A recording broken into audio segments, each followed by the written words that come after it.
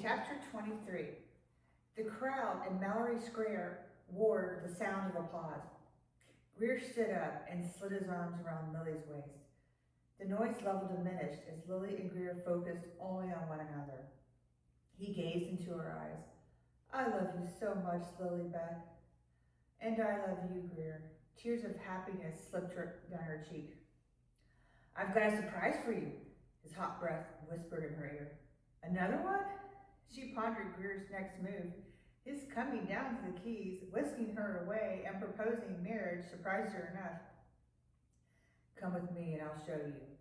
He grabbed a champagne bottle and flutes and led her towards the docks. They strolled down the pier, passing dozens of boat slips. She caught Grier wearing a grin a mile wide. And then Lily saw Grier's boat. She floated in the water so calmly, so beautifully. The Lily Beth. Grier gestured towards his 54-foot sport yacht. "I can't believe she's here. I had someone bring her down a few weeks ago to surprise you, but after Dad's heart attack, I didn't think I'd make it." After helping her aboard, Grier untied his boat from the dock. He jumped aboard and pushed the boat away from the pier. They ascended the stairs to the bridge and slowly steered her out into the open waters of the west. Lily stared at the beauty of the calm waters and the dim light lingering in the sky from the recently set sun. The first thing she thought of, her mother. "Oh my God, I'm late to meet Mother and Luke for dinner. I completely forgot." "Relax, darling. Charlotte knows where you are," Grier said with a smug look on his face. "Yeah, right. Like you're on a first-name basis with my mother." Lily found it impossible to avoid laughing at Grier with his humorous and unlikely reference to her mother. "Seriously, I spoke to your mother this afternoon. I asked her for your hand in marriage." His serious eyes met hers. "Wow, I bow to you, O mighty one." She matched her actions to her words with a bow. "Anything for you, my dear." Grier lifted Lily's hand to his lips and suggestively kissed her fingers. Dusk gave way to the night. Lily enjoyed the peaceful ride on the yacht and savored being alone with Grier, her handsome fiancé. She relished the new title as the realization of her engaged status finally sank in. Euphoria filled her heart, the wonderful thought of spending the rest of her life with him. They anchored the Lilybeth somewhere between Key West and the many islands of the lower Keys. They settled in just in time to enjoy the first stars of the evening. "I'm starving," her stomach growled, finally catching up to her brain. At the sound, she realized she missed out on the appetizers she and Luke had ordered at Sloppy Joe's. "Me too," Grier groped Lily's bottom. "Oh, you meant food." He grinned before disappearing down into the cabin.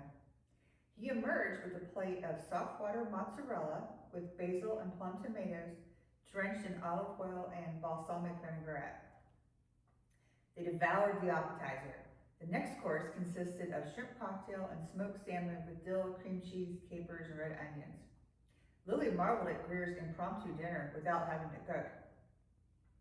It occurred to her he did not want to wish his precious evening with a stove or a crowded restaurant.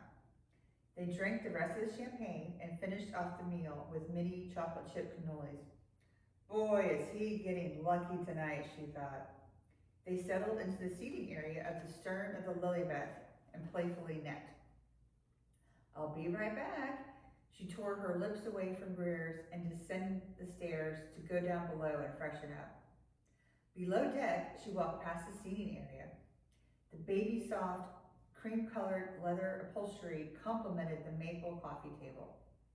Beyond the seating area in the galley, granite countertops, maple cabinets, and stainless steel appliances continued the air of luxury. Toward the back, a door led to the master bedroom. Dominated by an enormous bed, the deep blue bedding beckoned her. The bed contained another surprise. Lily's Louis Vuitton duffel bag packed with her toiletries and some of her clothes. Hallelujah!